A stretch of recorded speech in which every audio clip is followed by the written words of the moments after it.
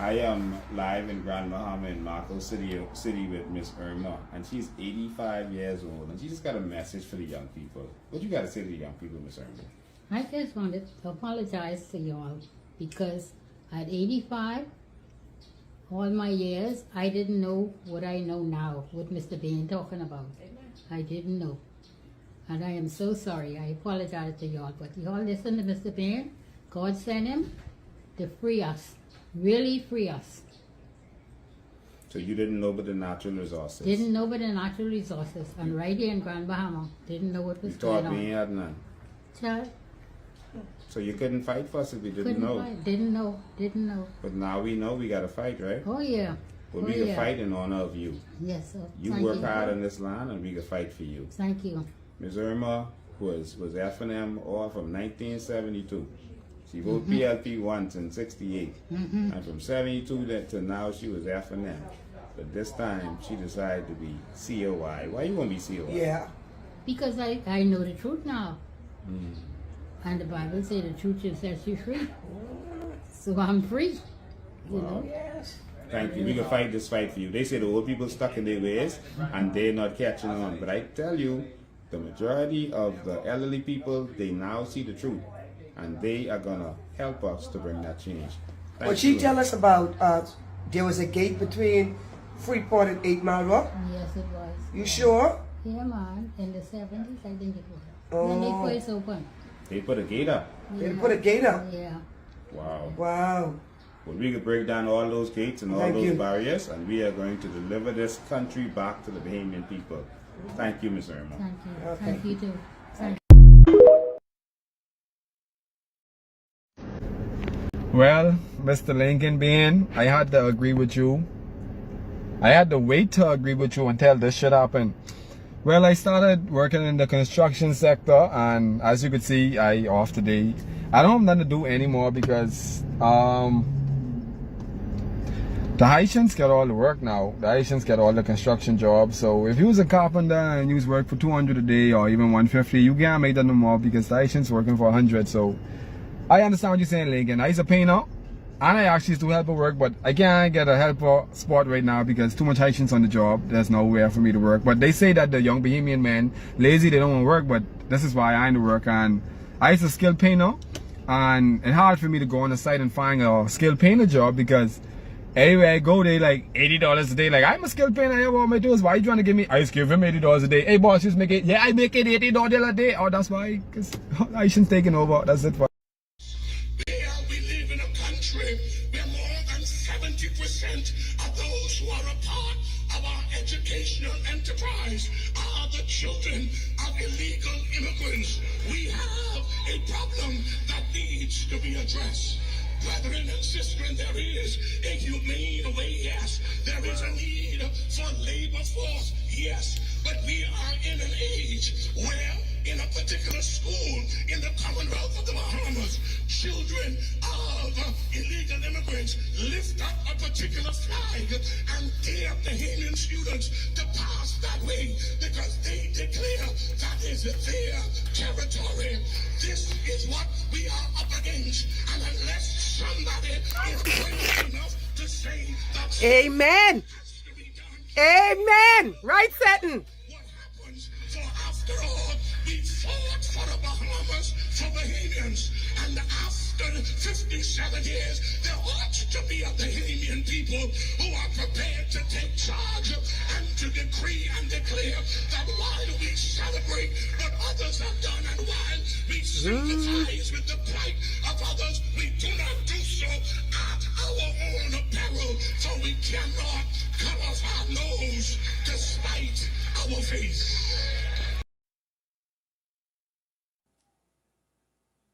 If they just kept operating according to what was acceptable and what was the standard, black people would never be liberated. If it were not for operating outside of the box and breaking rules, we would not be celebrating 50 years in an independent Bahamas. Y'all talk to me now. We're talking revolution. in order to access the rights, the privileges, and benefits we enjoy today, our founding fathers in this country had to push the envelope, break some rules, and challenge the system. That's why you have the benefits you have. Because most people who are opposed to change are those who selfishly benefit from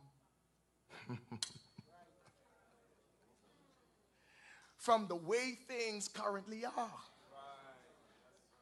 Even at the expense, in most cases, Roberta, of the majority. So I don't want nothing change because I living off this. I benefiting from this. This working for me. It don't matter that all of y'all suffering and struggling and going through and can't make it. Keep it the way it is. Because as far as I am concerned, I good with this. I could pay my bills. Who cares about yours? Things happening for me, I could fly where I want to fly, do what I want to do. I could build a couple homes and have property on every island. Why change things? Keep it the way it is. Most people who fight change are benefiting from the way things are. We all lived in this country, but only a few privileged individuals benefited, while everyone else suffered and struggled. But it took men with a mind to function outside of the unjust norm to break the oppressive power that held us captive. It took men of courage and strength to confront injustice and usher in a new day in the Bahamas, giving us the right to enjoy the blessings we now enjoy as Bahamians, that in my opinion, however, still does not go far enough.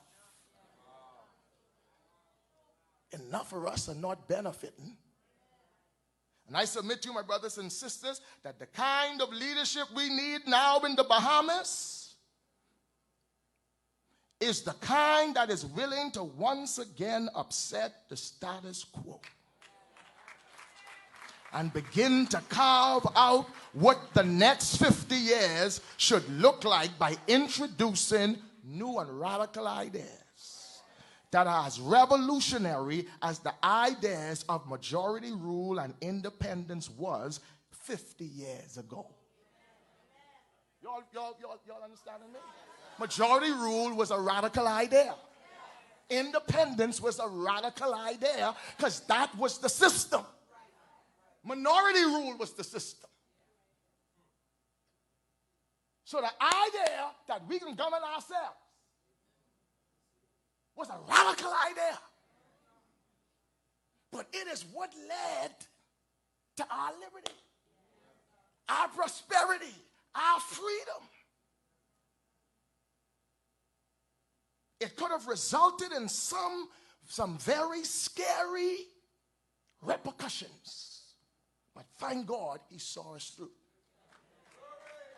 But we cannot get so comfortable in this country that we stop pushing the envelope, challenging ourselves and confronting restrictive and oppressive ideas that the original intent of our forefathers, which was the realization of the Bahamian dream for all, continue to evade us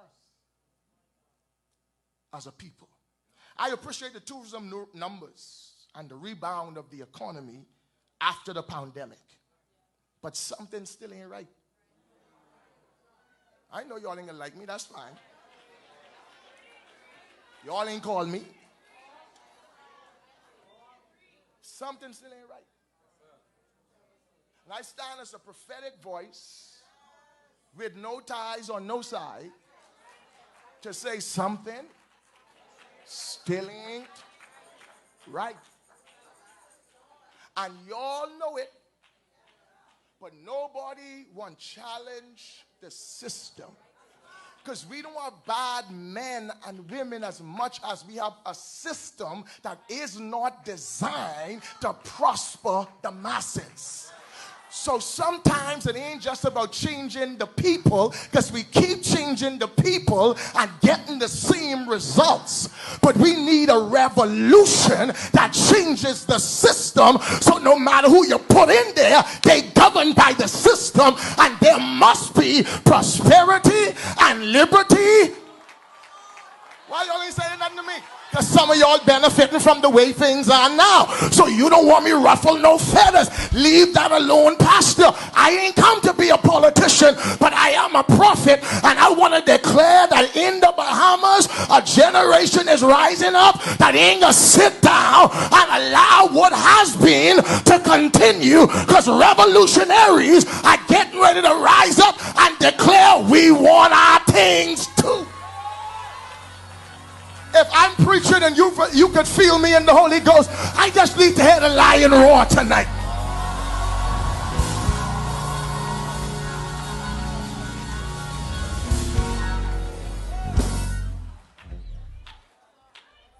Help me, Lord. Welcome back. If you're just joining us, breaking news, you are rich. That's the headline. You, if you are Bahamian, you are rich. And the other headline is you've had someone stealing from you since you've been alive. You've had somebody stealing your wealth, stealing your country's resources, and trying to steal your future. The good news is we are now on to the trick. And so our job is to make sure that we get it back to you. That's what tonight is about, educating you so you are aware of what's been happening. And then you can decide whether you want them to get the child Sanders cane or you want them to go to jail. Because this is nothing short of criminal, that our country has been doing this for years, and our people are still suffering, and we are not doing anything. See, in case you don't understand, here's my issue. Here's my issue. The Bahamas, God placed this here. God placed this archipelago of islands here, strategically, right where it is in the world, because he knew that it would be a literal paradise. He also knew that he would equip in the Commonwealth of Bahamas everything this nation would need, that its people would be wealthy and not have to depend on anybody for anything. That's why he put fish in the ocean, natural resources in the earth, so that we can be able to have access to our own wealth and not depend on people to give us handouts. That's what the good Lord did for you. That's why I always tell people, if you are part of the Bahamas, you are designed by God to be blessed. He blessed you so much to give you a country like this that is so rich. The world knows the riches of the Bahamas. So if you're a Bahamian, your hat's off to you. You are the apple of God's eye. The problem is, we've not been living like that. The problem is, we've not operated in our God-given kingdom authority. Why? Because we thought only pirates were stealing from us. We thought only the British were stealing from us, and didn't recognize the people who were stealing from us were right among us. Because they recognized the wealth when they got into powers of governance. They recognized what this country had access to, and they said, shh, oh my goodness, oh my goodness, oh my goodness. We can't let this get out. We can't let this get out. We can't let people know about this. We got to keep this. Got to keep this. Got to keep this. Got to protect this. And so foreigners just come in and say, oh yeah, we wear what you have. We want to be able to manufacture what you have, and we'll make sure you're taken care of. And so they've made their companies multi-billion-dollar companies. It's on the stock exchange. You can see it. Made their companies rich off the Bahamas. Do you think they're just making their companies rich off the Bahamas, and somebody who's allowing them to do it has not been able to say, okay, we got you, we got you. Now I'm starting to wonder where all of this wealth coming from that you can't trace back to certain people and certain people over the years of power. Now time you wonder why you look and you check people's bank accounts. You say, oh, okay, well, you can't see no foreign deal, no fixed deal here. But what's happening? Oh, the money perhaps are in offshore accounts, offshore banks.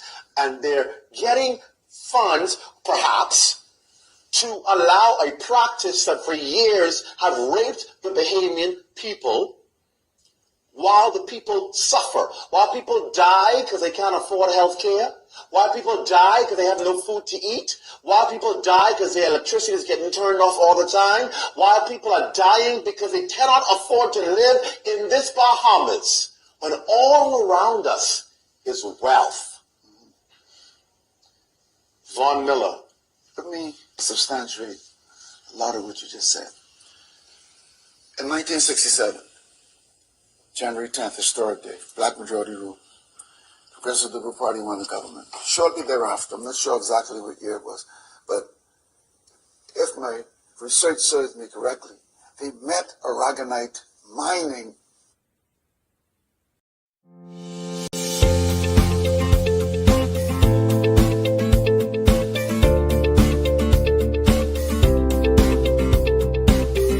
BahamianEvolution.com. Welcome to the New Bahamas. This is a Bahamas where our people are being truthfully informed on everything that this territory has to offer. We are rising up and seeking truth. We have been exposed to the plethora of opportunities for wealth that this land can provide, and we are committed to the thorough investigation of such opportunities. We know that the Bahamas is the wealthiest nation on this earth, and it is time that Bahamians learn the power of this land gifted to us by God. In this video, we investigate the Bahamas' most valuable asset, sand. Most of us think of it as a complementary ingredient to the perfect beach day. Yet, those seemingly insignificant grains of sand surround our daily lives. Sand is the third most used resource in the world, third only to water and air. We use it even more than oil. We use it to make food, wine, toothpaste, glass, computer chips, breast implants, cosmetics, paper, paint, and plastics. The most prominent use of sand is construction. Every house, skyscraper, and glass window, every bridge, airport, and sidewalk in our modern society depends on sand. Cement is the lime and clay-based glue that sticks everything together. And concrete is the final result that you walk on, drive on, and live inside. Concrete is made of 10% cement, 15% water, and 75% sand. The concrete required to build a house takes on average about 200 tons of sand. A hospital uses about 3,000 tons, and a mile of highway requires 15,000 tons. So you can imagine the huge role that sand plays in our quality of life. Collectively, we consume around 50 billion tons of sand annually.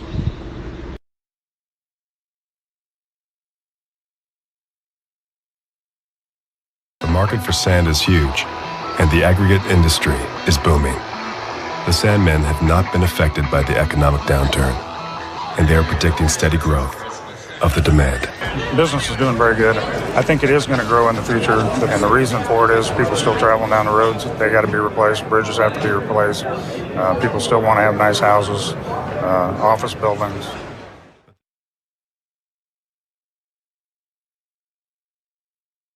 The demand for sand is great. So great that the world's supply of sand is quickly diminishing. All easily exploited, low-cost sources of this priceless commodity have already been depleted. And so, all remaining sand will be dredged from one source. Sand is not something that's easily found like you might think it is. It used to be that you'd have a sand and gravel deposit, and you'd simply go and dig it up out of the ground, so you'd have sand to make your roads, bridges, and buildings out of. But that type of material has all been taken away. It's gone. We've used it already.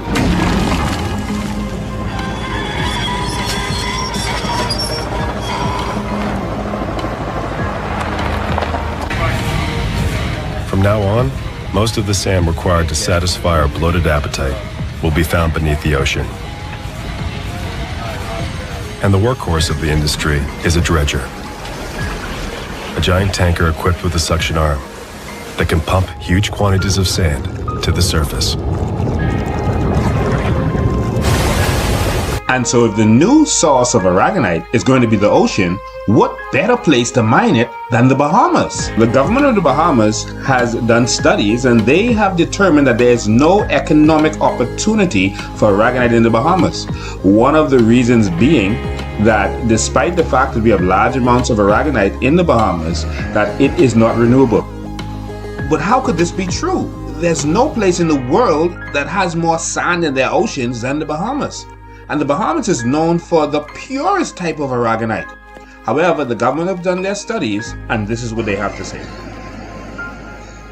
The Ministry of the Environment will be presenting a white paper to Cabinet on aragonite, following a study that the Minister of the Environment, the Honorable Ramal Ferreira, says is currently being conducted to determine its economic value and sustainability. He says the Bahamas is the only place found with aragonite deposits. And while it's used as a source of calcium carbonate, there are other sources, including marble, chalk, and limestone. The Environment Minister says, depending on where aragonite is found, it can take as much as 100 to 2,000 years for just one grain to form. Minister Ferreira says the ministry will put forth recommendations for the sustainable use of aragonite, particularly because it's not sustainable over a human lifetime. We have to be very careful about how we manage it, and we also have to be very careful about the policies that we put in place for the extraction and utilization of it. So we're not saying that it can't be utilized. We're saying that we have to make sure that the policies are in place such that, because there's very little wiggle room. So even though it's found throughout the Bahamas, even though there are large deposits of them, we still need to understand in terms of the total sand budget what's happened with this, how it's being formed, where it's going. What we can see from the studies thus far is that the Bahamas can definitely earn more royalties, but it will not make everybody a billionaire. What is most interesting about this interview is that the minister is speaking as if aragonite is not already being mined in the Bahamas, as if we don't already have years of experience in this field. The fact of the matter is, aragonite has been mined in the Bahamas since the 1960s. Yes, since the 1960s. And so the mining of aragonite is not a new phenomenon in the Bahamas. We know exactly where the aragonite is. We know exactly the economic impact of the aragonite. Nonetheless, 3 months later, this is what he had to say. Also making national news, several aragonite studies have been conducted here in the Bahamas to determine its economic value. Environment Minister, the Honorable Ramal Ferreira, talks about a research exercise being conducted. I think there's about a dozen sites throughout the Bahamas to determine the amount of aragonite throughout the Bahamas and to determine how fast the aragonite is precipitating, because aragonite is a form of calcium carbonate or a source of calcium carbonate that precipitates out of the ocean. So you have studies that, and what those studies determine is that the quantities are vast, but different locations throughout the Bahamas have different precipitation rates or different rates of formation. And those rates of formation vary between 150 years and 2,000 years. And so after 3 months of study, the Ministry of Environment has come to the conclusion that we have lots of aragonite in the Bahamas, but the industry is not doable because aragonite is not renewable, because it takes up to 2,000 years for one grain of sand to be formed. Yes, that's what he said, up to 2,000 years for one grain of sand to be formed. He further went into the media and equivocally stated that the aragonite industry in the Bahamas is only worth $2.5 million. Yes, you heard correctly. He said that the entire aragonite industry in the Bahamas is only worth $2.5 million. This leaves well-thinking Bahamians to have to wonder, is there something that the government is trying to hide?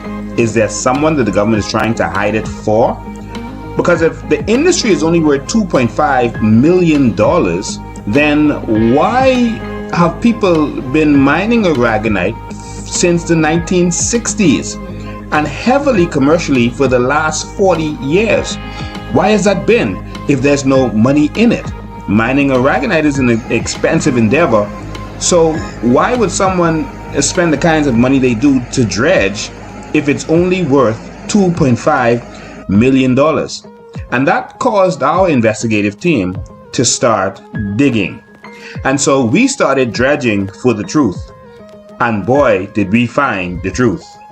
And so we became very curious about what the Minister of Environment might have been hiding. And so the first thing we wanted to do was to follow the money. And the first thing we had to find out was, who was it that was digging aragonite in the Bahamas all this time?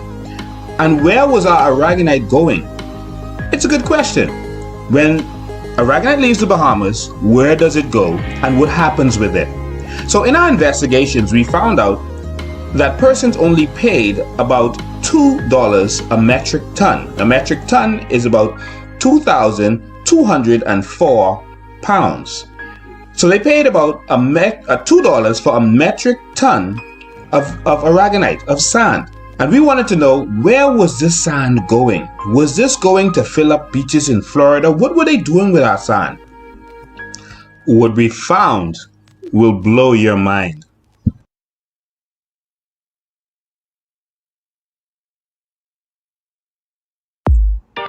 So our investigators took a little trip to the internet, and we found a curious little website, an interesting little company that actually sells aragonite. But they sell an aragonite of a special kind. It's not just any aragonite. This is what they call the high grade aragonite. This is the good stuff. And not only are they selling it across America and the world, but they're also selling it right on the internet. It was so easy to find what's happening with our aragonite. I wonder why the government couldn't find this out. And so after combing through all of those government files and finding all of these companies, many companies in this aragonite business, some of them seem to be shell companies, but there are so many companies in this business, we came across this little website, this beautiful little website. Look at the beautiful beach on it. Doesn't that look familiar? Well, of course it should. That's a beach in the Bahamas. This website is called Calcium Renewable Biogenic. This is their home page, and they're moving towards a renewable world. And they are talking about what they sell, and that is oolitic aragonite sand. And the first thing they say about aragonite is that it is renewable, it is sustainable, and it is biogenic.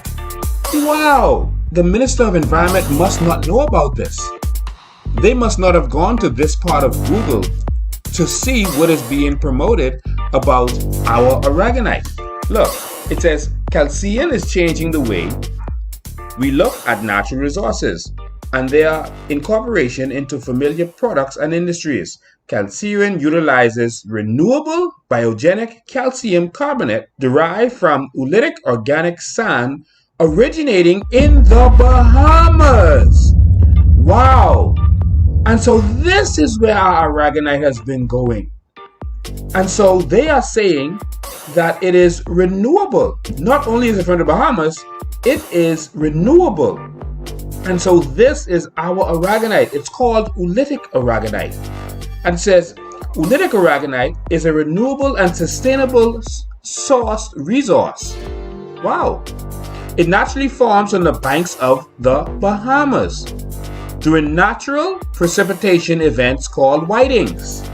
During these events, blooms of cyanobacteria sequester carbon from the atmosphere, and a mineralization process occurs, forming oolitic aragonite. So they're saying that we have lots of aragonite, and not only do we have lots of aragonite, it's renewable. Oolitic aragonite is a versatile renewable source that provides a number of benefits over standard mine ground calcium carbonate. Calcium offers a number of oolitic aragonite-based products ranging from aquarium substrates to play sand. So this is what they're doing with our aragonite. They're using it for many different things. So our Bahamas aragonite is used for aquariums, reptiles, poultry, play sand, agriculture, and plastics. So there's many uses that this company alone uses for our aragonite. This company is making major money from our aragonite. While our government is researching to see what we can do with the aragonite, a quick Google search would have shown them that our aragonite is already being used around the world. Right now, it's being used for raw materials. This is amazing. It says calcium creator of Sandy Cal, Aragonite sand, and Ocean Cal, these are two of the products, powder, is reinventing the way we think about natural resources. Don't we need to rethink the way we think about natural resources in the Bahamas and their incorporation into familiar products and industries? From agriculture to plastic, Calcium utilizes renewable biogenetic calcium carbonate derived from oolitic organic sand originating in the Bahamas. And so I decided to keep scrolling this website, and as I scrolled this website, I found even more interesting stuff. Like over here, I went to the blog page,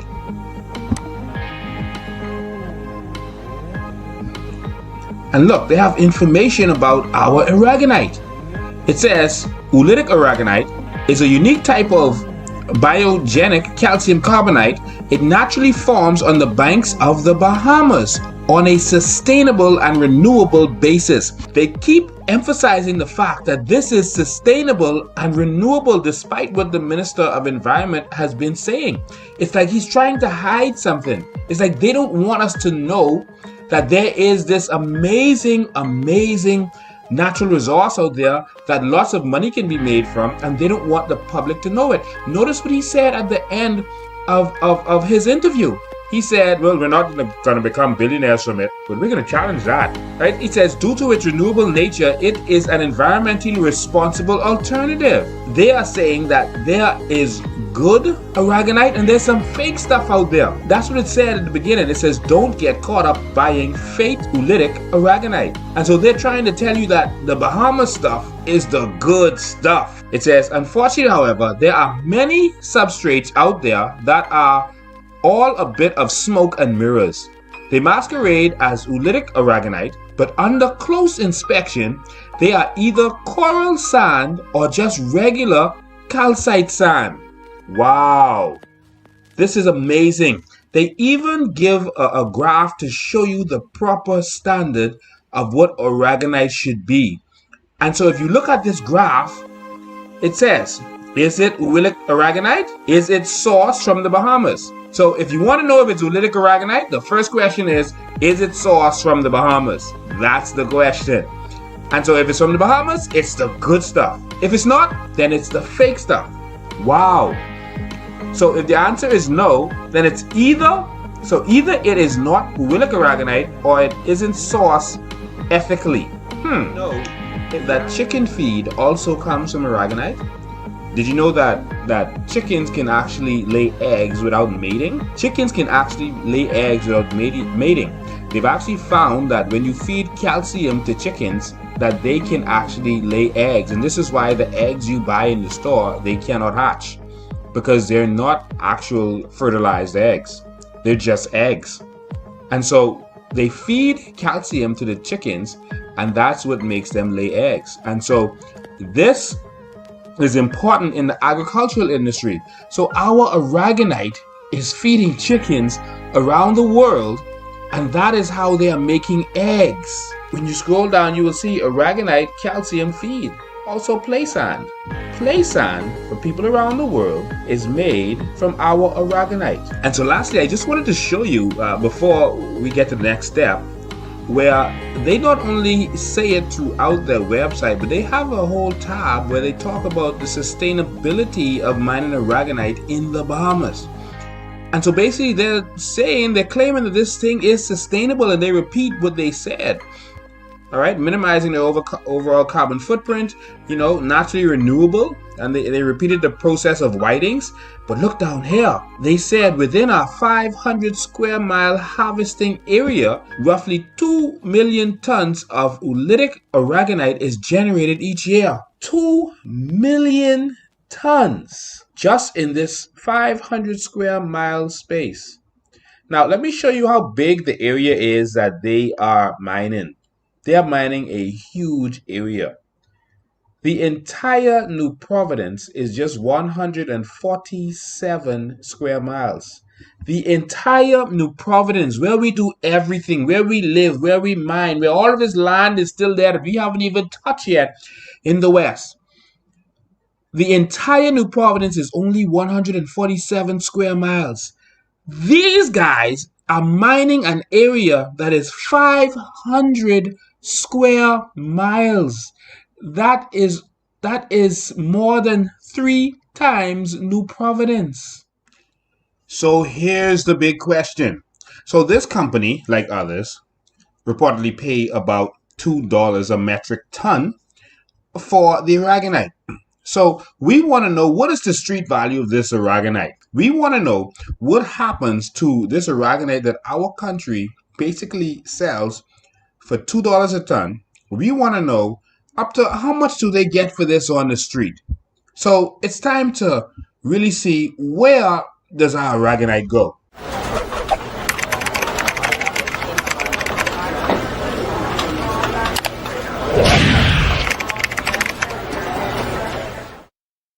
And this is it. Look at it. Remember, this is the same packaging that they had on their website. This is their product. And so this is at petbarn.com, petbarn.com. And so this aragonite is what they use for fish aquariums around the world. This is a 9-kilogram bag. And so that is about 20 pounds, just under 20 pounds. So this is a 9-kilogram bag of Aqua Natural Oolitic Aragonite Sand. Look at how much money they're getting for one 20-pound bag. $63 for one 20-pound bag. Let's do the math. And so if it's 9 kilograms, there's 1,000 kilograms in a metric ton. And so if you do the math, 1 metric ton that they paid $2 for is on the market for up to $7,000 they're making off of that $2 metric ton. Surely this is a multi-billion-dollar industry. Wow, this is mind-blowing. Of course, in other places we found, like on Amazon.com, it sells for much cheaper. But this is the high end, and this is the end result. So we found this for much less, sometimes half of what we see here. So if it's half of the 7,000, then maybe it's about 3,000 that they can make from that metric ton. If it's a little less than that, maybe it's 2,000. There is no industry in the world that I can think of where that kind of profit can be made. This makes aragonite more valuable than gold, more valuable than diamonds. There's no other product in the world that you can pay $2 a metric ton for and sell for thousands of dollars. Whether it's 1, 2, 3, 4, 5, 6, or 7,000, there is no product where this is doable. And so this is a major industry. And this is why we say our aragonite is worth trillions. Okay, so let me put this in perspective for you. Right now, a barrel of crude oil is selling for about $41.68. Okay, and so there's about 42 gallons in a barrel. So that's roughly about $1.01 per gallon. So let's say $1 per gallon. And so that's the raw material. The street value to the gasoline pump is $2.19 per gallon. So they spend $1 on the crude oil, but the final product is $2.19. That's the street value. With aragonite, their cost of the material is $2 per ton. $2 per metric ton. And the street value is up to $7,000 per metric ton. To be fair, in most cases we found it at cheaper, but that is the ultimate price. In some cases we found it at $35 for the bag, and in some cases we found it at $18 per bag, even cheaper. But in any event, that is thousands of dollars per metric ton. You do the math. But this is not even the big story here. The big story is what is on the packaging. And we've been showing you the packaging all this time. But we really want to show you what's really on this packaging. And so we're going to zoom into this packaging and show you what you have not been seeing on this packaging. It's mind-blowing. Let's do a little close-up. Now, look at this packaging. Isn't that beautiful packaging? Look at the blue and the light blues and the cute little fishy. Look at Nemo. Nemo is playing around with our aragonite. But a closer look will show you what's really going on in the Bahamas. What the government is really hiding and pretending not to know. Wow, look at that. If you read carefully, a closer look will show you the truth. It says genuine marine aragonite from the Bahamas. Wow, they are actually advertising on their packaging, not just on their website, that this is genuine marine aragonite from the Bahamas. This is our aragonite.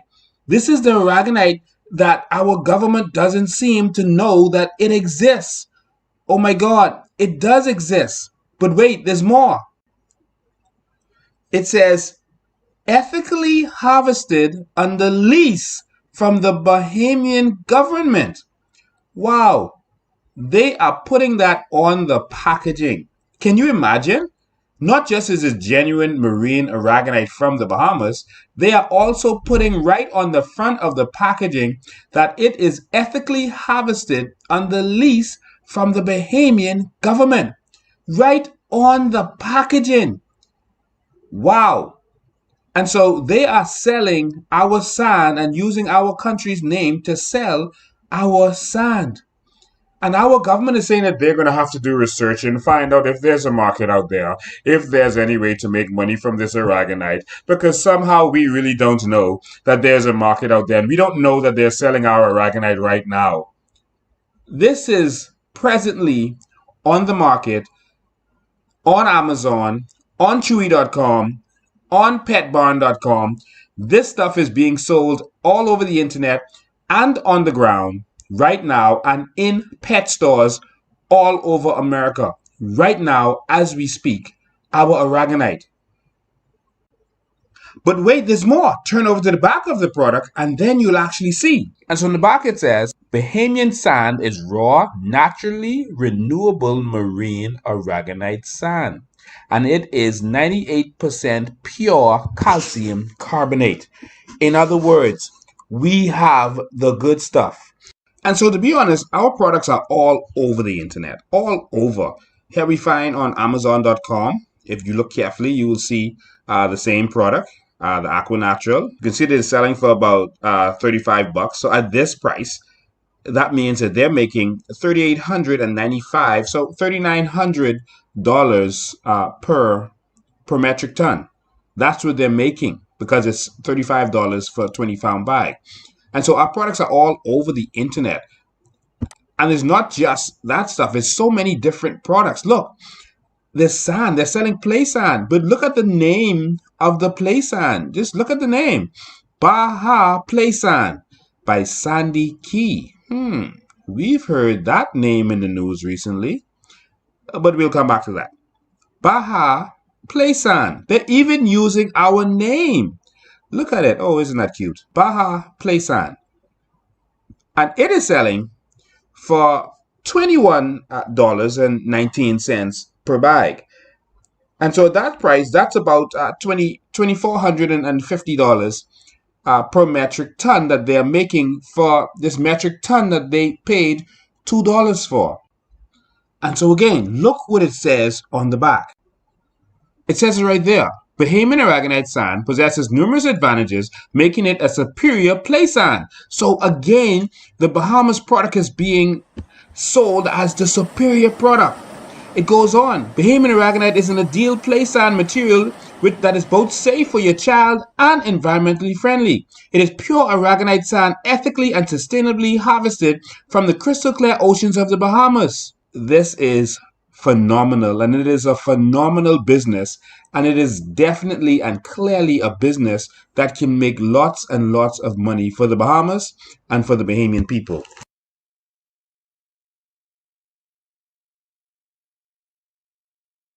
And so what we need to know is, so who are the persons making money from the selling of our aragonite? And why is the Minister of Environment pretending not to know that there is already a vibrant industry? Why are they making it seem like they have to go and research to see if there can be a vibrant industry? Why weren't they telling us this? Why weren't they telling us that our sand is being sold all over the world right now and being packaged? Not just used for things like building and concrete and that kind of stuff, but being sold in beautiful little packages right now. And so what we want to do is find out who is behind all of this. Who is behind Chalcedon? And we see some very interesting players in the game. And we see some other connected companies connected apparently to players in this game. And so our search took us all the way to the good old state of Alabama. And so that's where we found the owners of Chalcedon, this company that is advertised on the internet, that has a big warehouse down there in Alabama.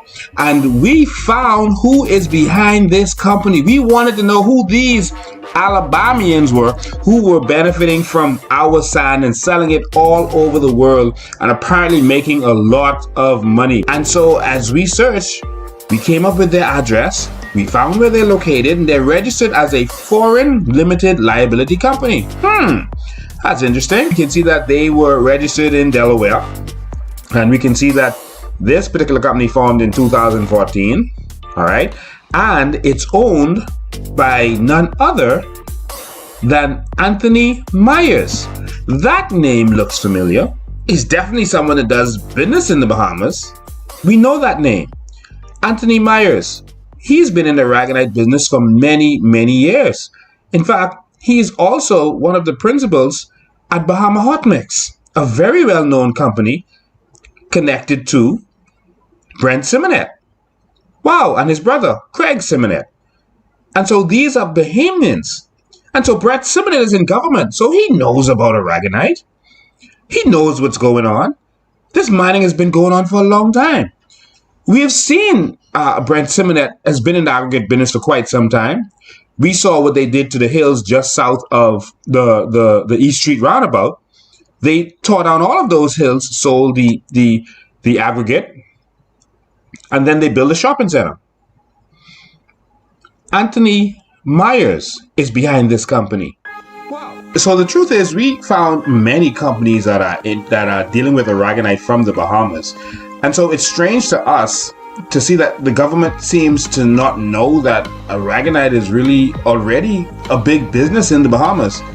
It's strange to us to see that they feel that they have to go and investigate this to see if it is a viable business when it is already a business that has been going on for quite some time.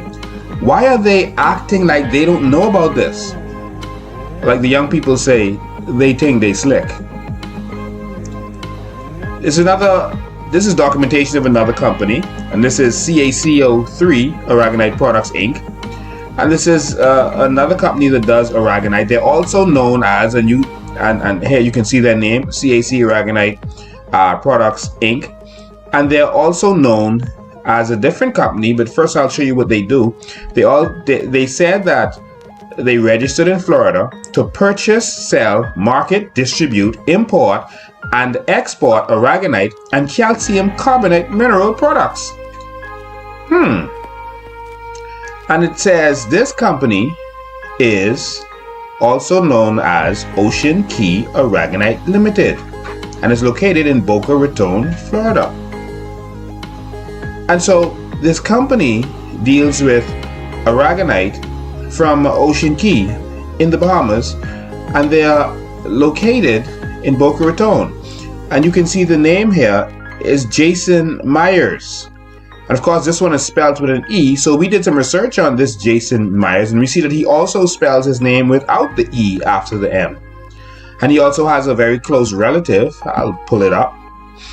We can see that this is the same Jason Myers. And we can see that he also spells his name without the E, one of his aliases after the M. And you can see it says that he's the COO of CA303 Aragonite Products. And when we looked at his related people, his family members, you can see that there's a Barbara and maybe a parent, Myers, that is spelled without the E.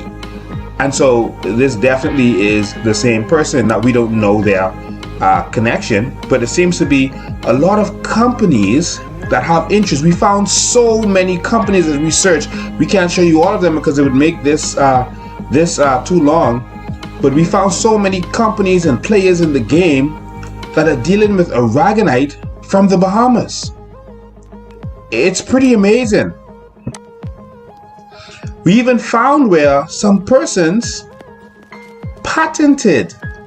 This is the United States Patent Office. Persons actually found our aragonite so valuable that in 1996 they patented our aragonite. They tried to patent our aragonite the way that they produce it and sell it. They filed for a patent of the aragonite. This is how valuable aragonite is. Aragonite is so valuable that they're trying to patent the way they produce it so that they can make a lot of money from this. And so while the government is trying to say that they don't really know if this is viable and maybe they're interested and they'll look into it, this is already going on. It's been going on. And what's so interesting is that right here, 1996 is when they patented this, and in 1997 is when we changed our laws in the Bahamas to make it illegal for you to take sand from the beach. So ironically, they filed for a patent in 1996, and here you can see in 1997 we commenced an act for the conservation and protection of physical landscape of the Bahamas. Subject to the provisions of this act, no person shall, for a commercial purpose, dig up, remove, or carry away from any part of the beach or seashore in the Bahamas any sand, earth, or stones. And so this is where you are prohibited to remove sand from the beach. And of course, right after this act was put into play, we see that the dredging of sand and aragonite went into full drive. They went heavy into this. So it would seem like this act was not to protect the landscape of the Bahamas. I think it was to protect the business of those who are in that business. It was to make it so that they have to give you a permit in order to dredge sand. And that's what this act did. And so finally, our investigative team just wanted to take a look at our oceans to see exactly where our aragonite is and how much of it there is. And this is what they discovered. When you hear them talk about aragonite, we haven't touched the Great Bahama Bank. All of these is shallow where you could fill, where you could just suck up sand. Ocean Key, right here. Right? This is what we gave away. But when we give this away, remember what they said? Let's go back to the agreement for the Ocean Key agreement.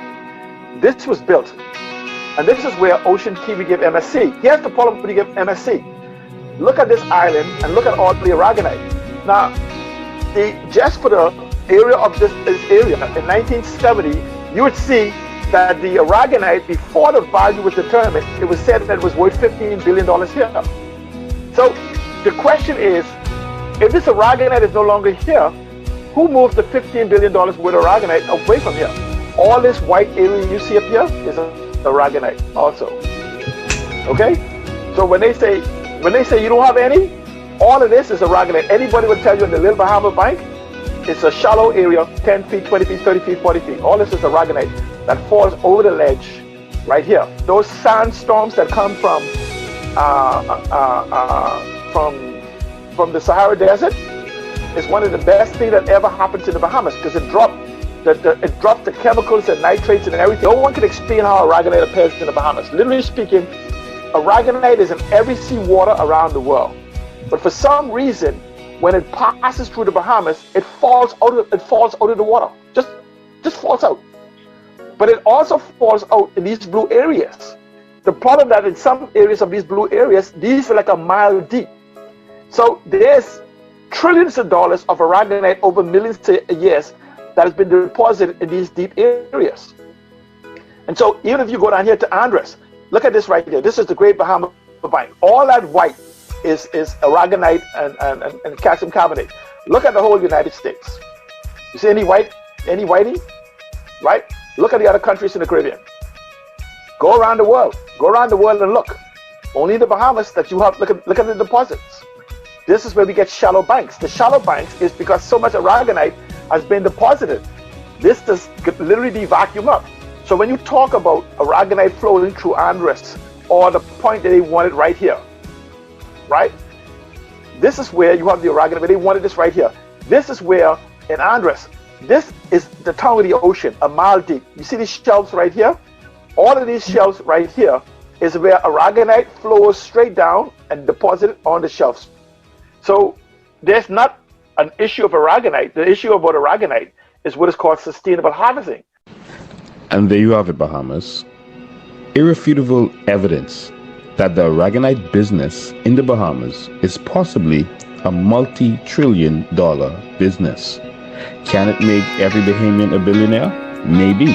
Can it make every Bahamian a millionaire? Definitely.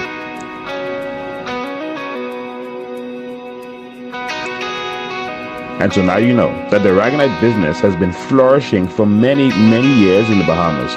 Many persons have made a lot of money off of our aragonite. In fact, our aragonite is on the market right now, being sold, being packaged, and we have the good stuff.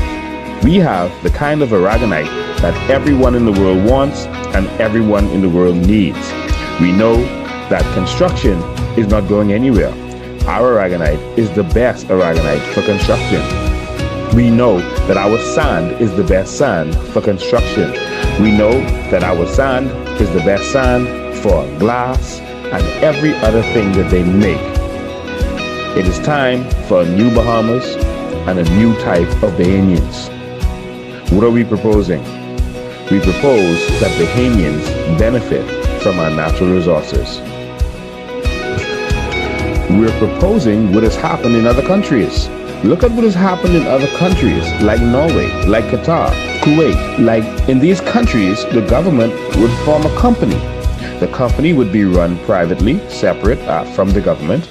And of course, the profits made from these companies would be invested. The profits made from the investments would be given back to the people in many different forms. And sometimes it could be in the form of a check. Sometimes it could be in the form of not having to pay utilities, no electricity, no water bill, etc. We know that we have a natural resource that is extremely valuable and needed all over the world because it is scarce, and that is sand and aragonite. From this natural resource, we can change the outlook of our country. There's no reason that our country should be saying that we are in debt when we have trillions of dollars possibly of this one natural resource. We have more of this natural resource than Saudi Arabia has of oil. Bahamas, it's time to evolve.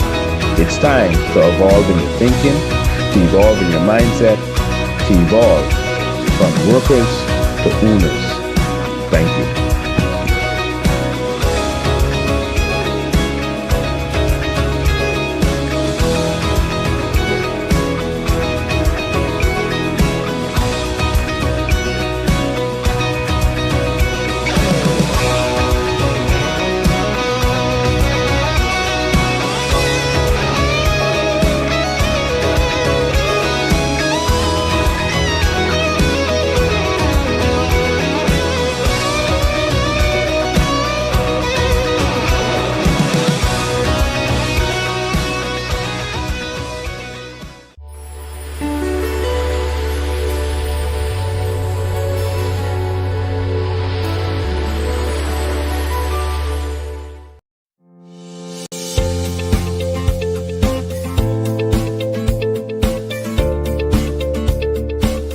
BahamianEvolution.com. Welcome to the New Bahamas.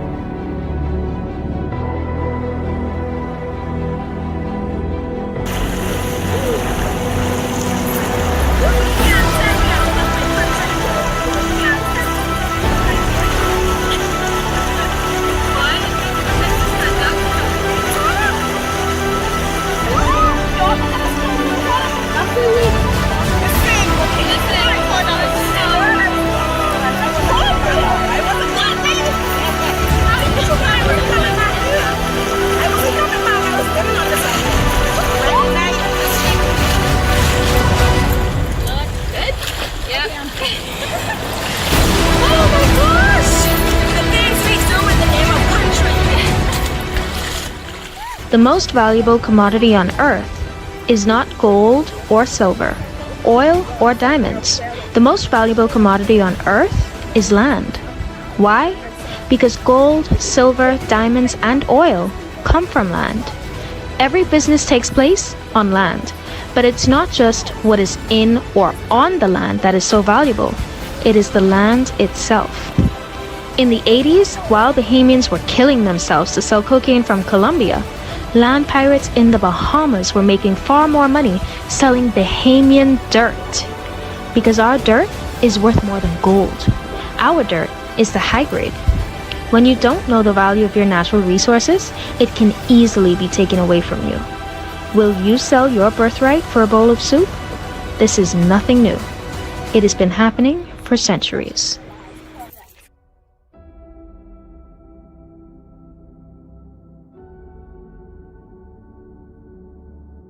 To the Indians, gold and silver was useless. So it's no surprise that foreigners came in and made them slaves to mine their own resources, then export it. Though he met the Arawaks upon his arrival, Christopher Columbus was credited with the discovery of the Bahamas. He was also credited for discovering America, though he had never set foot on American soil. He wrote about the native Arawaks in his captain's log as well as in a letter. He wrote, "The Indians are so naive and so free with their possessions that no one who has not witnessed them would believe it. When you ask for something they never say no. On the contrary, they offer to share with anyone. They are built well, with good bodies and handsome features. They do not bear arms and do not know them. For I showed them a sword, they took it by the edge and cut themselves out of ignorance. They have no iron, their spears are made of cane." After speaking so well of the innocent, naive native Bahamians, he continued, "They would make fine servants. With 50 men, we could subjugate them all and make them do whatever we want." This was the advent of minority rule, which continues to this day. In part 1 of this series, you learn about sand pirates who have been raping our land of one of the most valuable commodities on earth since the 1960s.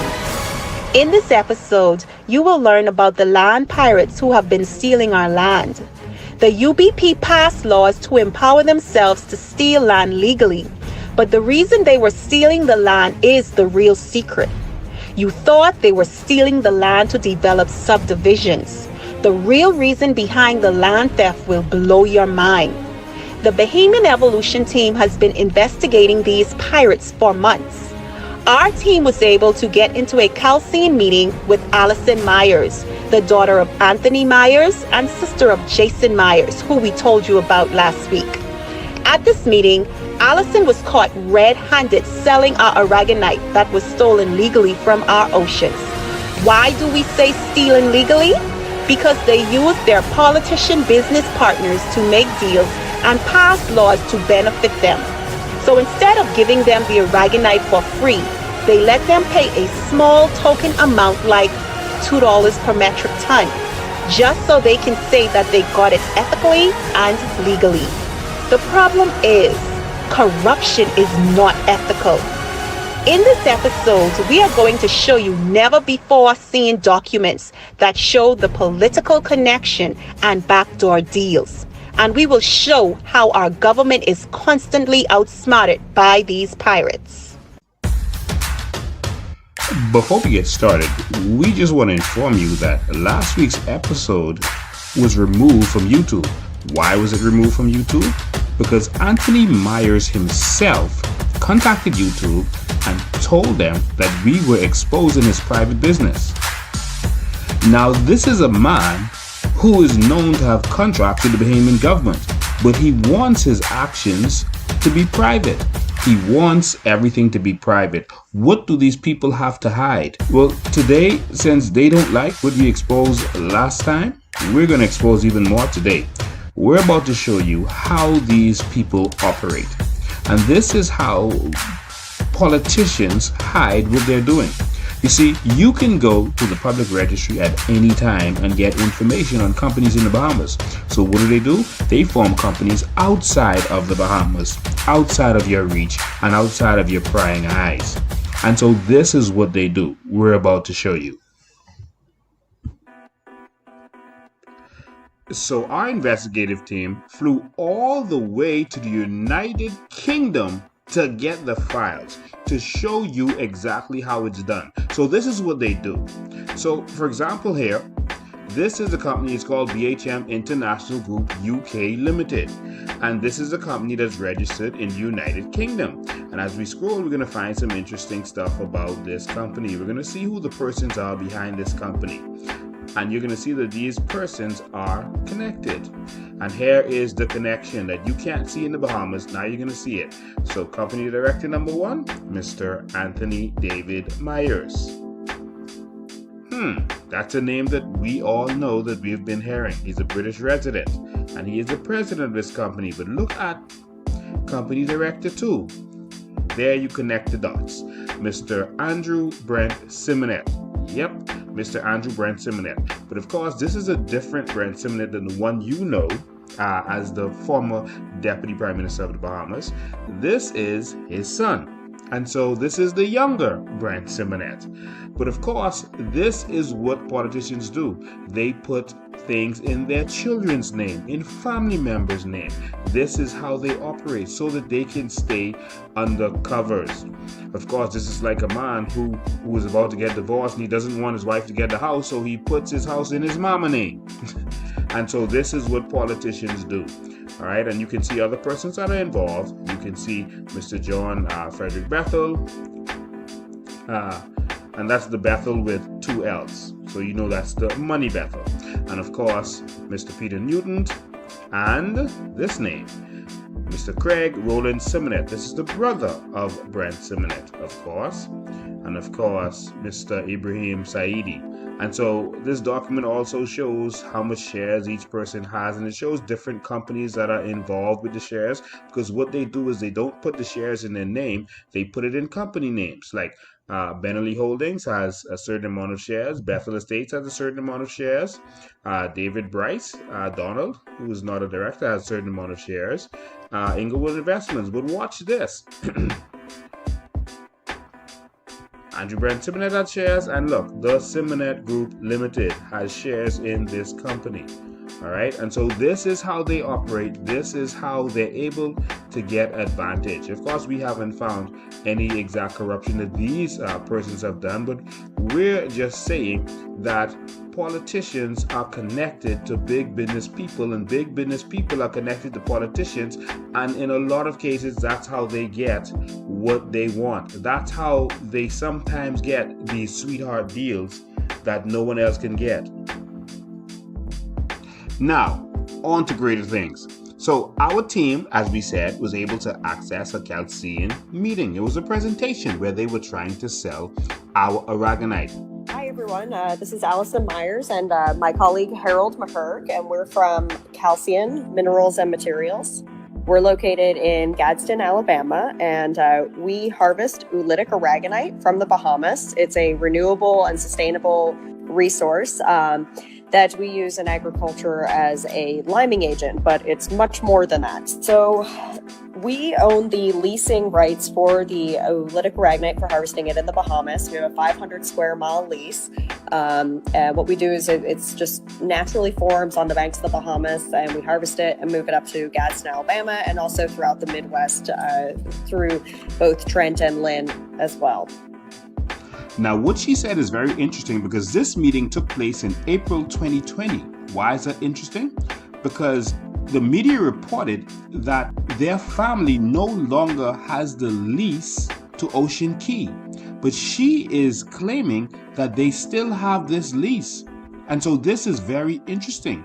Maybe Ocean Key, the island itself, is gone, but maybe they still have the rights to mine in the ocean, and maybe they are mining somewhere in the ocean not far from there. That Ocean Key is our lease area, that 500 square mile lease area.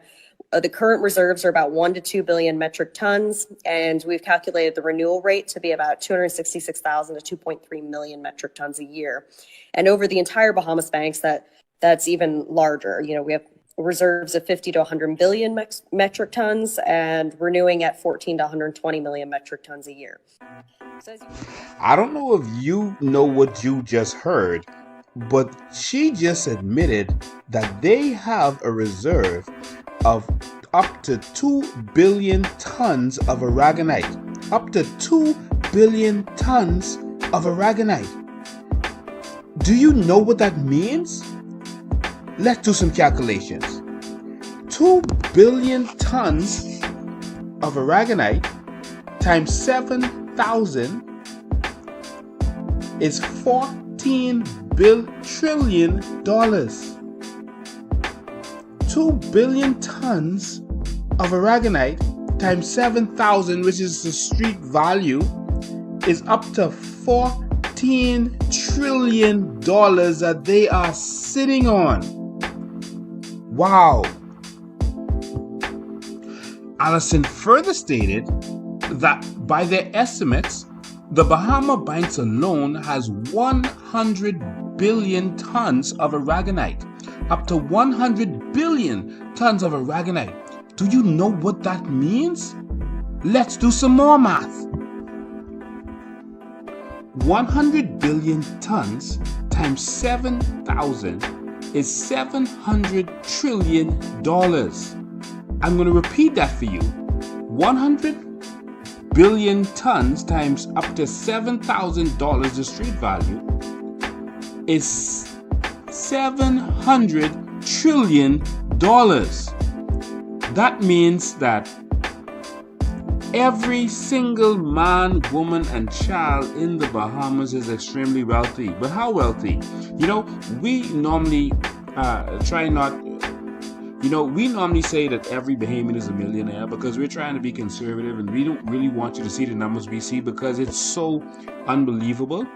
But based on the numbers given by Allison herself, every single Bahamian is a billionaire because 700 trillion divided by 350,000 Bahamians is $2 billion for every single Bahamian. Yes, that is correct.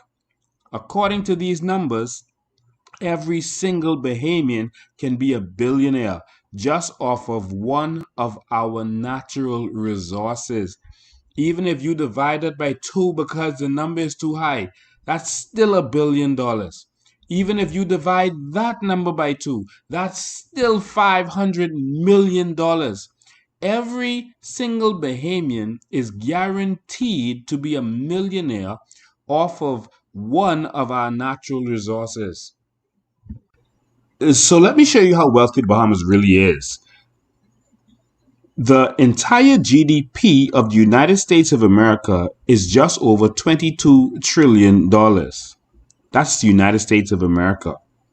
The entire Saudi oil reserves is 258 billion barrels of oil, which translates into about $10 trillion in oil reserves. The Bahamas is truly the wealthiest country in the world, if we can get it together. So the question is, what went wrong? In order to find out what went wrong, why Bahamians aren't benefiting from their natural resources, why the country isn't extremely wealthy from their natural resources, we had to take another road trip. So our investigative team had to take a road trip, but the problem is that airplanes don't go where we have to go for this one. For this one, we're going to need a time machine. And so Allison touched on it in her presentation. She gave you a little clue. Listen. Back in the 70s, the Amish and Mennonite farmers heavily used aragonite, and they were very, very keen on it. It was their preferred choice. However, in the 70s, we were not the lease owners. It was a prior company that had this lease, and they sold into, the glass markets and also into coal scrubbing. But it was after the Progressive Liberal Party came to power in 1967. The then premier, the first black premier of the Bahamas, the Prime Minister, the late Lyndon Oscar Pindling, quoted that Aragonite would be the savior of the Bahamian economy. This was pre-independence. This was shortly after we won majority rule. I spoke to a member of the team that traveled to Ocean Cay during this time, and he informed me that they used the term for Aragonite Bahamian gold. And so the expectations were extremely high in terms of how Bahamians would benefit from the production of Aragonite. However, that never happened. Why? All of our minds can go all over the place in terms of trying to figure out why. All of us have our own beliefs as to why. And so we decided to put on our Sherlock Holmes hat and go digging for the truth. And what we found really disturbed us. What we found was Columbus all over again. We found that it was us. It was our people that gave away the Aragonite to the foreigners. And we found documentation to prove this. We found that, yes, we touted that Aragonite would be the savior of the Bahamas, and then it disappeared. We passed law in order to make this happen, and then it disappeared. So we went and dug up the act that they passed so that we could see what really happened. And we saw that they passed a law to empower a particular company. Well, we found all of the documents involved, including the leases and agreements that were signed by those companies, the original documents with the original signatures. And what we found is going to shock you. It's going to show you how sophisticated investors come in, make deals with our governments, and then outsmart us.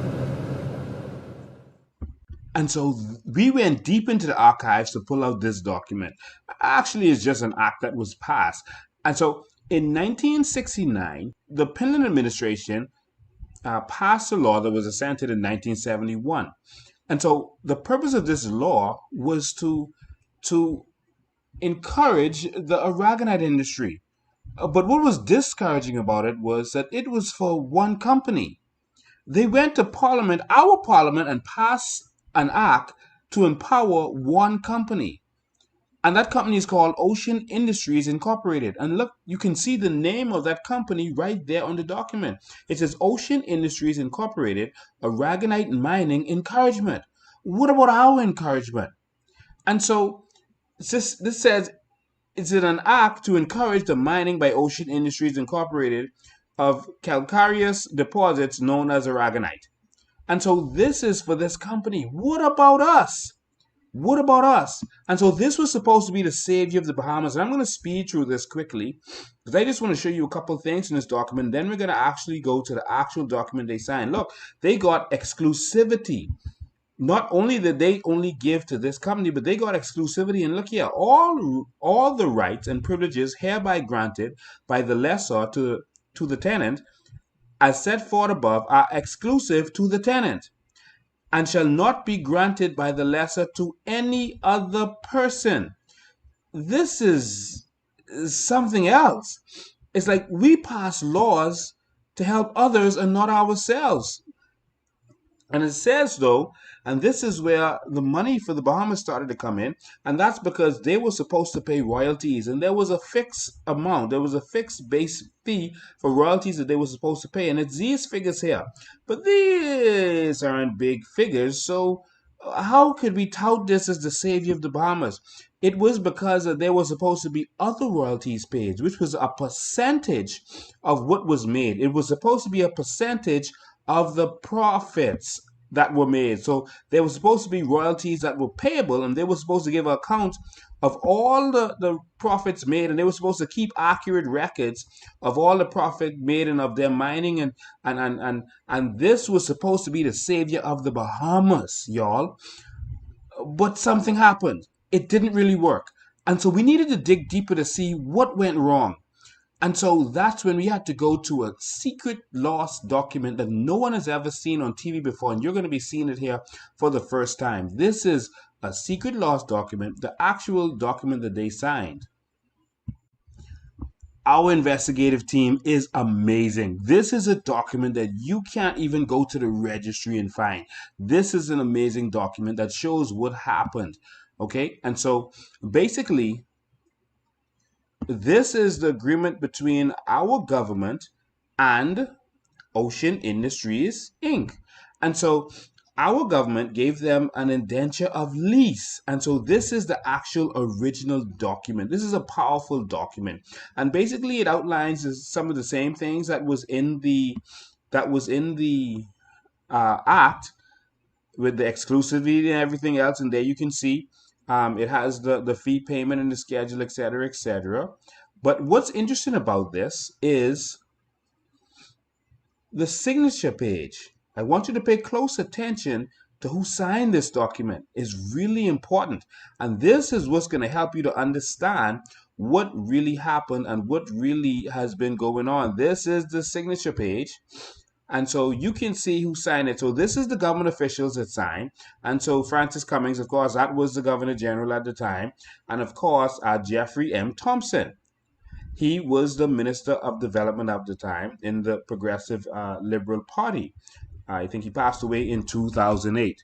But look who signed for this other company. Now pay close attention, because this document with these signatures have not been found for years and years and years. It's almost like they were trying to hide this. They didn't want you to see this.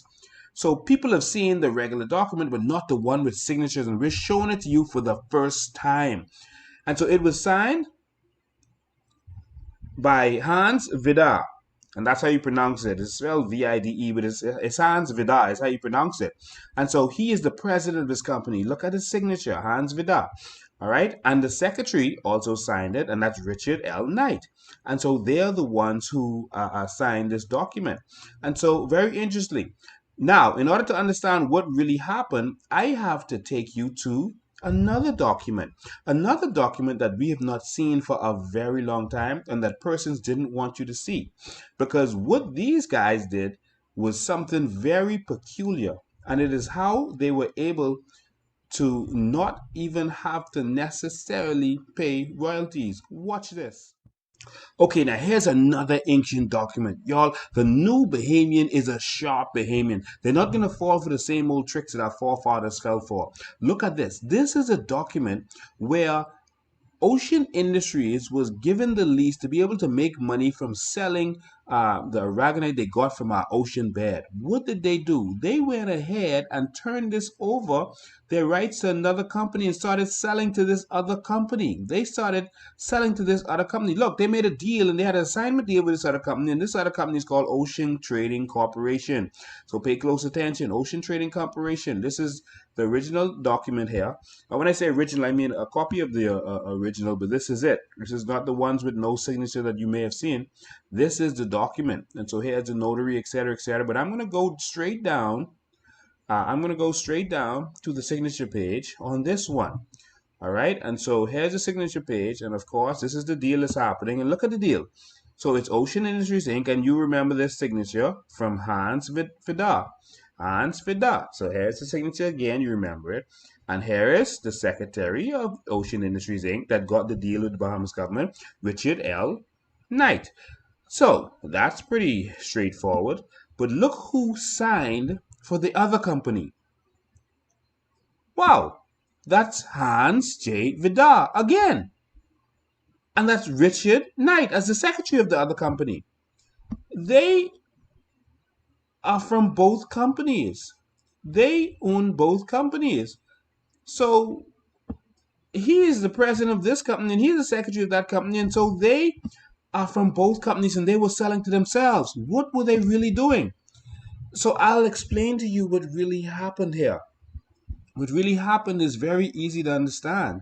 Why would they do this? Why would they sell to themselves? Well, it's pretty simple. It's because they had a deal where they were supposed to pay a percentage of their profits. And so they were being charged 6 cents per metric ton at the time. And so they would have to pay a percentage of all of their profits. So what did they do? They have a company in Florida. Their other company is in Florida. So instead of selling to the public and selling to everyone else, they just sell to themselves. So if they have to pay the government 6 cents, if that's their cost, 6 cents per metric ton, then they sell to the other company for 6 cents a metric ton. And guess what? They made no profit. But then they're able through that other company to sell to as many companies as they want. And they can make all the profit they want and not have to actually pay to the Bahamian government. Oh my God. This is amazing. And this was supposed to be the savior of the Bahamas. And this is the first thing that happened. You see, we're giving you real investigative journalism here and investigative reporting. We're giving you a real documentary here because we have to be, as a Bahamian people, we have to be aware of what's been going on. Something has happened why we can't benefit from our natural resources. And the worst part of this deal is this, that they were assigned certain rights and they were allowed to sublease their rights to allow other people to even come in here and mine in our country. And it even started to list. See, they were able to, without the permission of the Bahamian government, the lessor, or the assigner, which is the other company, they were able to lease to any corporation organized or to be organized under the laws of any state of the United States of America. Oh my God. So our right to mine our aragonite at the time was given away to a foreign company. And that foreign company was able to sign an agreement in order to give it away to any company that was a U.S. company. Not Bahamians. We were out. We're not allowed to benefit from our own natural resources, but any company that is a U.S. company. And even listed some companies that it was going to allow to do it. Alpha Portland Cement Company, Dow Chemical Company, and all of these big companies.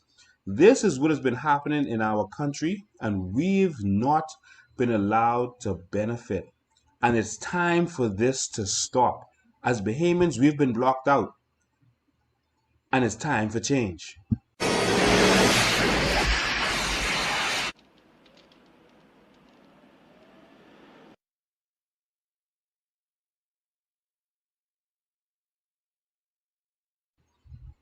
And so here we are back to the future, but we couldn't still understand for the life of us why the government was charging, 6 cents at a time and now $2 a metric ton at a time. It doesn't make sense because of how valuable aragonite is. Maybe they don't understand the real value of aragonite. What was going on here? So we had to dig up some more documents, and these documents are the actual documents these are the actual documents that actually permitted Ocean Key to be mined recently in 2010, and it allowed them to be mined for $2 a ton. And so for people who don't understand and didn't believe it or didn't believe that the government would do something like this is the actual documentation. You can see it there for yourself. Now, what's interesting is another page and document in all of this. This is very interesting, and this is going to change the way you see in this whole thing. And so this document made it all make sense. This document is clear as day. It instructed them that the export of aragonite was only for the purpose of restoring beaches. That's it. They were to take the aragonite from the bottom of our oceans, and the purpose of it was to take it to another place and restore beaches with it. But you see, all of these companies way back then, you heard Allison say in the 70s, they were selling to this industry and that industry, and then that's before they were in there. Now they're doing it and they're selling all these products, and everyone in between was selling all these different products. So maybe the government thought that this whole thing was just to get sand from the bottom of the ocean that we know as aragonite and restore other beaches. But the companies were taking them and doing other things with them. Maybe that is the case. And if that is the case, then maybe these companies are liable. This deserves a commission of inquiry, because this was supposed to be the savior of the Bahamas. This was supposed to be a really big deal. and it fell flat. And so what the first company did was they got us into the aragonite industry, and then they got us out of the aragonite industry right away. And now it seems like the government doesn't really know what's going on, because they're coming out and saying that there's no money in this industry. And maybe that's because they think there's no money in this industry. So maybe Paul Little Romy may feel that we can't be billionaires from this because they don't know the value of it. Or maybe they know the value and they're pretending not to know. Who knows? What I know we need is our Freedom of Information Act, because with all of this going on, I'm sure that someone in government, some smart person should have been able to see all this, and they should have been able to stop whatever is going on. If that's what's going on, we need a serious change in this country right away.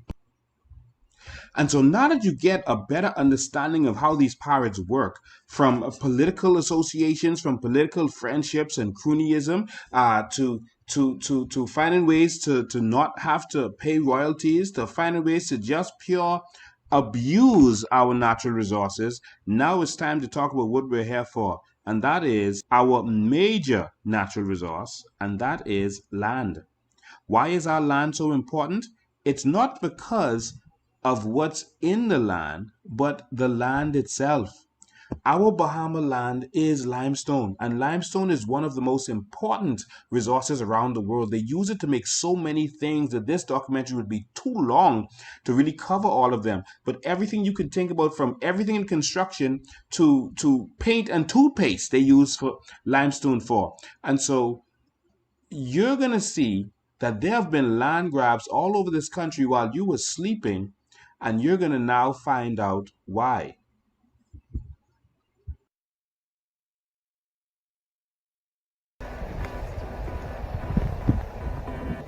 We are standing in front of the South Beach Canals in Nassau, Bahamas. These canals are connected to the Pinewood Canals and the Seabreeze Canals. This area expands from East Street straight to Beaches Avenue in Seabreeze, and it was owned and developed by Mr. Baker from the 1970s to the 1980s. During the last Ingram administration, the government secretly purchased the canals from Mr. Baker. These canals that you see today were once land that was dug for this precious Bahamian resource, limestone. Where we are standing right now serves as the connector between three canals. We have the Pinewood Canals, which would be those two openings right there. That would be the South Beach Canal. And in the back, we have the Seabreeze Canal. So we are standing at what would serve as the junction between those three canals. So right here where we're standing is in the back of Pinewood Gardens. This is a huge lake that's in the back of Pinewood Gardens and next to Seabreeze. And so this is where they dredge. This is where they made millions and millions and millions of dollars digging here. Now, when I was a young man growing up, we knew that at a certain time of day you had to go and hold the china closet, hold your dishes. Only the old people know what a china closet is, I think. But you had to hold your dishes because the earth would start to shake and rumble, because they blew explosives here in order to dig this out. So they would blow dynamite and we would feel it all the way in Pinewood Gardens where we were growing up. And so they dug this out. This used to be land. They exploded this and dug it out and did that to reap the limestone and the quarry and everything else that's in there. And they made millions. They made a lot of money while we didn't even know about it. This doesn't even show up on the Google map drawing. This doesn't show up. Why is everything so secretive in the Bahamas? These millions were being made while you slept. While you were trying to get a bank loan to build a Pinewood home, this was being done in secret. While you were just trying to get out of your apartment in Camp Road and own your own home, this is where the real money was. You were just trying to get something of your own, while they were making billions in secret.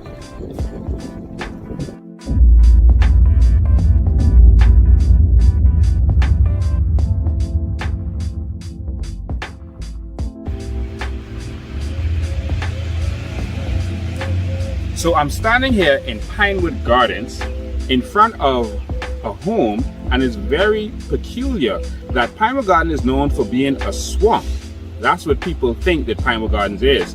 But little do they know that Pinewood Gardens was actually never a swamp. It was actually highland. It was hilly properties in the back of Pinewood Gardens. And that's why it was so attractive for some developers who wanted to come in and develop Pinewood Gardens. Hey, Mr. Taylor, how long were you living in the Pinewood Gardens area? I moved into Pinewood in 1979. When I moved into this area, it was like 95% bush. No paved road, no telephone. Pinewood used to have a lot of hills. Property hills, that is, or hill property, however you want to call it. And the developers, they came in and they just cut down all the hills. All. That's something I to this day I still don't understand. So Pinewood Gardens was not a swamp when you moved here? No. Wow. And so when you came here, you watched the excavation going on? Oh yes. I had to see it because remember when I moved in, it was just bushes. Wow. And tell us a little bit about the canals in the back of Pinewood and South Beach. Back then, you know, the canal, matter of fact, I used to take my dog in the back there, walking. Who developed that? George Baker. And so as you can see, this house is on top of a hill. And this hill is probably about maybe 4 feet high. That is how high this is. This is covering most of my body. This is 4 feet high.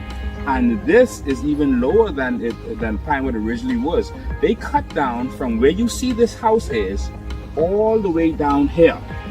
They cut down probably about 6, 7, 8 feet of the land and took it all as quarry.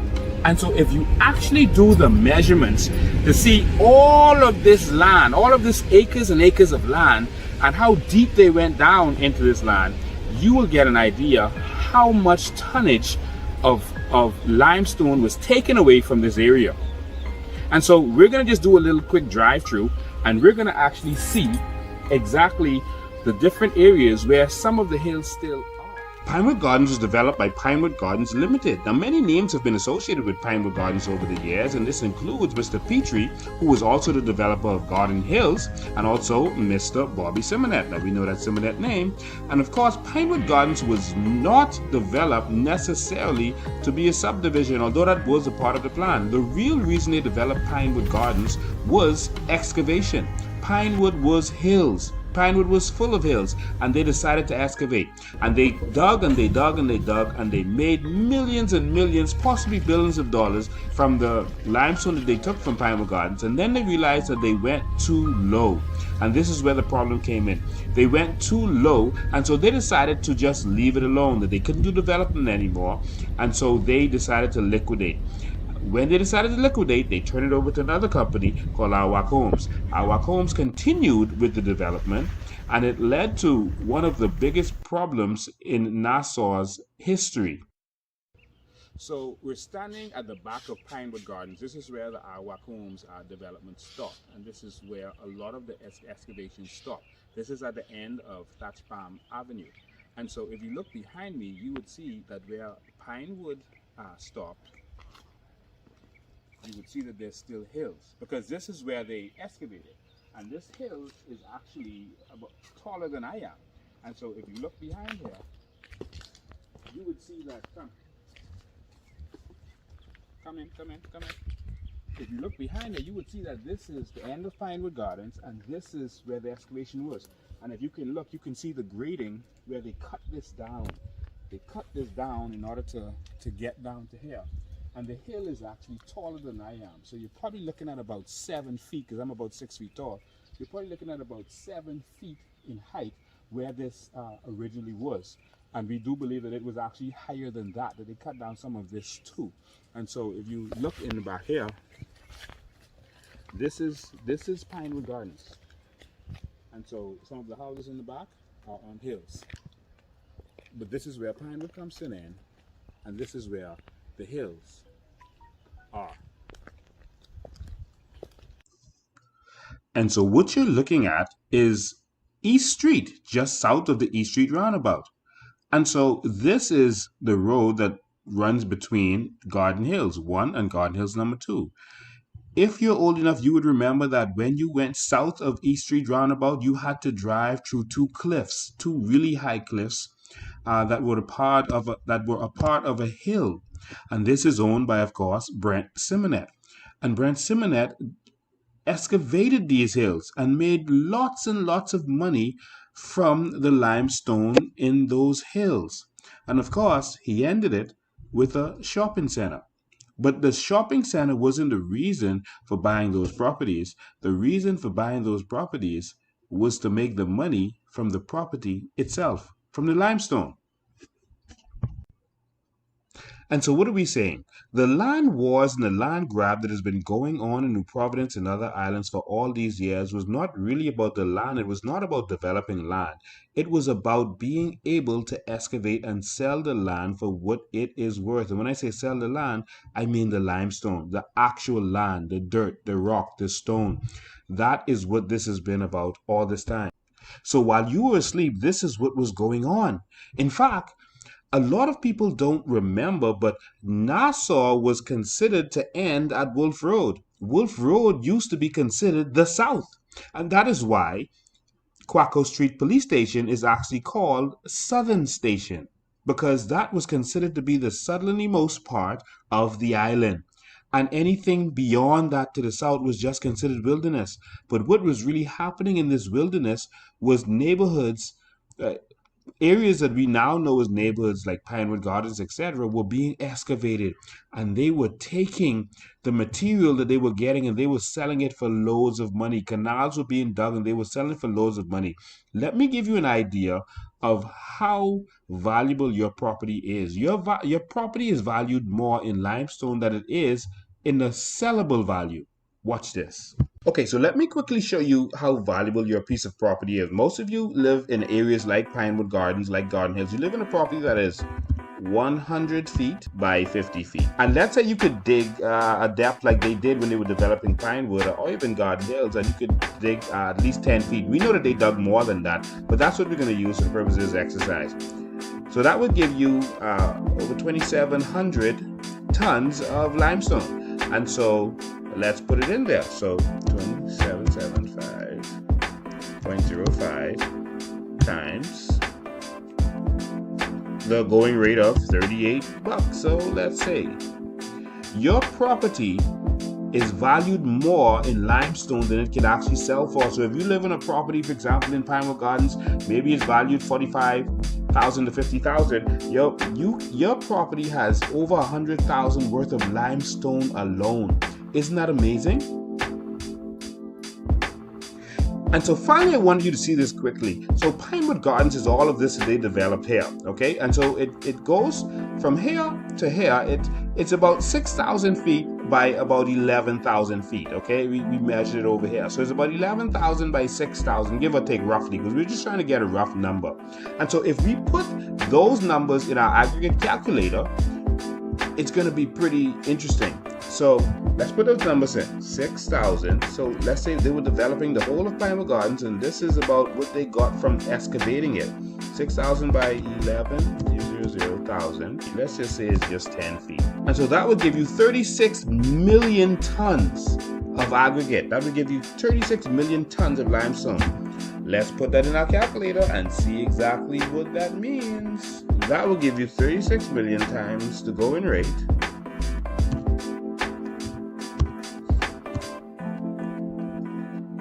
$1.4 billion. $1.4 billion for one community that you excavated.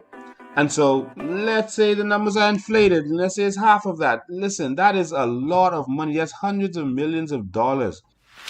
Next week, we conclude our investigation of limestone as we go deep into Freeport and the Freeport Harbor at Bahama Rock. Our investigation also takes us to Andros, where we also have papers to discover, and we also have interviewed persons who have been approached by the newest land pirate. And finally, Next week, we tackle the big elephant in the room, our oil. We have the documents, we have the papers, and we are on the ground, and we have the pictures and the videos. We're going to be revealing everything about our natural resource next week.